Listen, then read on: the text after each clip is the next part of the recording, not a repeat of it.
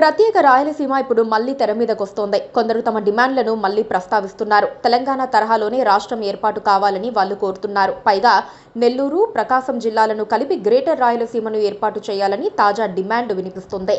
గతంలోనూ చాలా మంది ఈ డిమాండ్లు వినిపించారు. తెలంగాణ ఉద్యమ సమయంలో తాడిపత్రి నేత జేసీ దివాకర్ రెడ్డి ఇలాంటి డిమాండ్ ఒకటి చేస్తూ ఉండేవారు.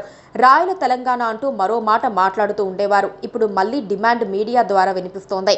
రాష్ట్రం విడిపోయి 10-12 ఏళ్లు దాటుతోన్న నేపథ్యంలో మళ్లీ నెమ్మదిగా రాయలసీమ ప్రత్యేక రాష్ట్రం డిమాండ్ వినిపిస్తోంది.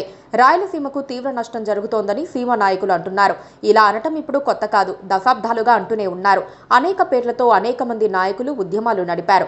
తాజాగా రాయలసీమ రాష్ట్ర సమితి వ్యవస్థాపకుడు కుంచం వెంకట సుబ్బారెడ్డి ఆధ్వర్యంలో బెంగుళూరులో ప్రవాసాంధ్రులు, రాయలసీమ జిల్లాల ప్రతినిధులతో సమావేశం జరిగింది.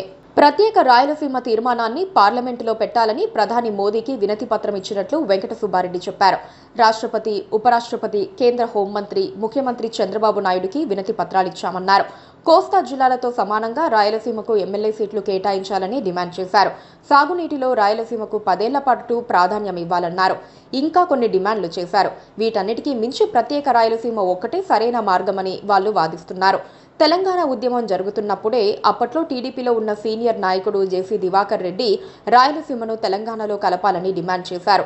రాయలసీమను తెలంగాణలో కలుపుకోవాల్సిన అవసరం సీఎం కేసీఆర్కు ఉందన్నారు. రాయల తెలంగాణ అవ్వడానికి ఎవరికీ అభ్యంతరం లేదన్నారు. రాయలసీమను తెలంగాణలో కలిపినప్పుడే రాయలసీమ సాగునీటి సమస్య తీరుతుందని చెప్పుకున్నారు. రాష్ట్ర విభజన టైంలో రాయలసీమను తెలంగాణలో విలీనం చేయాలని డిమాండ్లు వినిపించాయి. రాయలసీమను ప్రత్యేక రాష్ట్రం చేయాలనే డిమాండ్ మళ్లీ తెరపైకి తేవటంపై రాజకీయ విశ్లేషకులు చర్చిస్తున్నారు. ఏపీ విభజన సమయంలో కొంతమంది సీమ నేతలు రాయల తెలంగాణ ప్రతిపాదనలు తెచ్చారు. అయితే రాయల తెలంగాణ సాధ్యం కాలేదు. 2 ఏళ్ల కిందట కూడా జేసీ దివాకర్ రెడ్డి రాయల తెలంగాణ అంశం తెరపైకి తెచ్చారు. ఉమ్మడి రాష్ట్రం విడిపోయాక రాయలసీమ బాగా నష్టపోయిందన్నది అక్కడి కొందరు నేతల ఆరోపణ. తెలంగాణ నేతలు నీళ్లు, నిధులు, నియామకాలపై మాట్లాడినట్లే ఇప్పుడు రాయలసీమ నేతలు అలాంటి డిమాండ్లకే రెడీ అవుతున్నారు. సీమలోని 4 జిల్లాలతో పాటు కోస్తాలోని నెల్లూరు, ప్రకాశం జిల్లాలను కూడా చేర్చుకుంటున్నారు.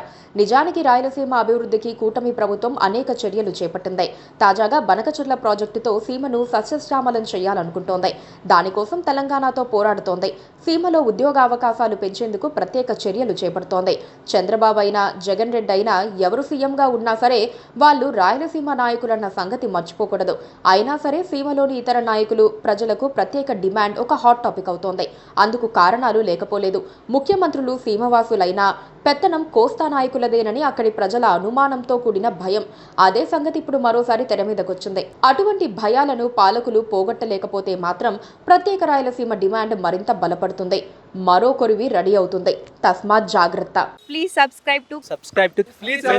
Please subscribe to KTV Telugu. KTV Telugu. KTV Telugu.